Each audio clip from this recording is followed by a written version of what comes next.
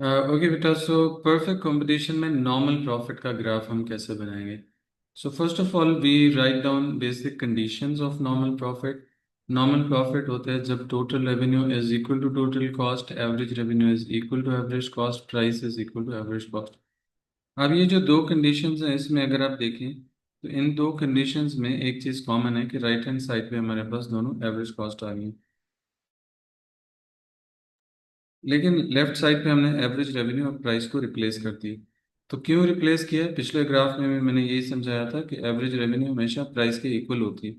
Average revenue का formula होता है total revenue divided by quantity, और टोटल रेवेन्यू का फॉर्मूला होता है price into Q divided by Q. जब हम करेंगे तो एवरेज रेवेन्यू हमारा पी के इक्वल आ जाएगा। We can cancel out Q with Q, so average revenue is equal to price. Okay, so before drawing the graph let me go back to the previous graph. अगर हम यहाँ पे हैं तो ये हमारे पास सुपर नॉमिनल प्रॉफिट का ग्राफ था जहाँ पे price is greater than average cost. अब यहाँ पे आपकी प्राइस और एवरेज कॉस्ट को इक्वल करना है। ठीक है, सो जब नॉर्मल प्रॉफिट है बाकी सारा ग्राफ एग्जैक्टली सेम रहेगा। जस्ट आपको क्या करना है, एवरेज कॉस्ट को उठा के यहाँ पे ले आना है, इस जगह पे इक्विलिब्रियम वाले पॉइंट पे बिठा देना है। जब ऐसा होगा तो फिर आपके पास इक्विलिब्रियम प्राइस भी $10 हो जाएगी और एवरेज कॉस्ट भी $10 हो जाएगी, और प्राइस और एवरेज कॉस्ट जब इक्वल हो जाते हैं तो ये फिर हमारे पास हो जाते हैं नॉर्मल प्रॉफिट। ठीक है बेटा, अभी जाते हैं वापस अपने उस ग्राफ की तरफ। यहाँ पे हम एक न्यू ग्राफ ड्रॉ कर लेते हैं। Okay, so again we need to draw two axis. One is this is origin point, on X we have quantity और आउटपुट, और इधर हमारे पास y पे थ्री वेरिएबल्स होते हैं, one is price, then is revenue and the third one is cost. अब आपको क्या करना है, एवरेज रेवेन्यू और प्राइस की लाइन ड्रॉ करनी है। लेट्स से, क्योंकि देखिए परफेक्ट कंपटीशन की बेसिक अजम्पशन है कि प्राइस चेंज नहीं होती। अगर प्राइस चेंज नहीं होती तो आपको प्राइस लाइन ऐसे हॉरिजॉन्टल बनानी होगी, showing that price is continuously remaining the same. जब प्राइस सेम है तो एवरेज रेवेन्यू और मार्जिनल रेवेन्यू भी सेम रहता है। राइट, सो एवरेज रेवेन्यू का मतलब होता है additional revenue that is, marginal revenue is the additional revenue that is obtained by selling one additional unit of a product, और एवरेज रेवेन्यू फाइंड करने के लिए हमारे पास होता है total revenue divided by quantity, जो कि प्राइस के इक्वल होता है। अगेन आपको एक और चीज बनानी है, that is marginal cost. Marginal cost तो आपको ड्रॉ करनी होती है इक्विलिब्रियम की कंडीशन फाइंड करने के लिए। सो मार्जिनल कॉस्ट जहाँ मार्जिनल रेवेन्यू को कट करते हैं, this is the point of equilibrium.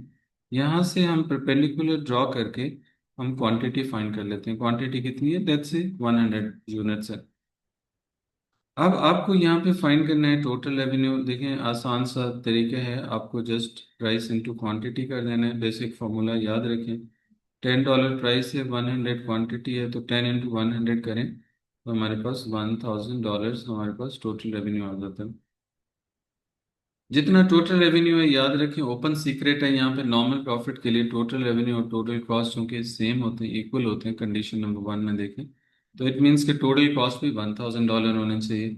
अगर टोटल कॉस्ट $1000 होगी तो फिर इट मीन्स कि average cost curve must be sitting on average revenue curve. यहाँ से ऐसे इस पॉइंट के साथ यहाँ पे टेंजेंसी हमारे पास बनेगी। सो एवरेज कॉस्ट भी फिर सेम क्वांटिटी 100 क्वांटिटी के लिए एवरेज कॉस्ट भी कितनी है, $10 है। तो फिर टोटल कॉस्ट कितनी हो जाएगी, टोटल कॉस्ट का फॉर्मूला होता है average cost multiply by quantity. Average cost again $10 है, क्वांटिटी 100 है, तो 100 × 1000 करेंगे तो $1000 आ जाएगा।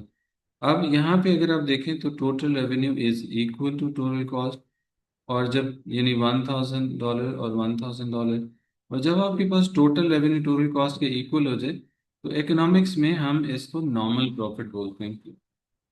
अच्छा, नॉर्मल प्रॉफिट क्या है? बिजनेस में तो इसको ब्रेक इवन पॉइंट कहते हैं ना आप लोग, बिजनेस स्टडीज में, when total revenue is equal to total cost, मतलब रेवेन्यू और कॉस्ट सेम है, no profit no loss situation है। बट इकोनॉमिस्ट को क्या मसला हो गया, वो क्यों इसको नॉर्मल प्रॉफिट बोल रहे हैं? वो इसको नॉर्मल प्रॉफिट इसलिए बोलते हैं क्योंकि इकोनॉमिस्ट अपनी कॉस्ट में अपॉर्चुनिटी कॉस्ट को भी ऐड करते हैं जो एक्चुअली बिजनेस ने पे नहीं की होती। right? So when we add opportunity cost in the total into the total cost, then it means cost calculated by the economists is always overstated.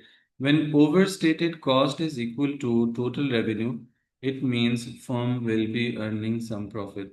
ठीक है, नजर नहीं आ रहा हमें, लेकिन ये जो कॉस्ट है, असल में कॉस्ट $1,000 बिजनेस ने नहीं पे की, इससे कम है, इसलिए कुछ ना कुछ प्रॉफिट होगा जो फर्म को मिल रहा होगा।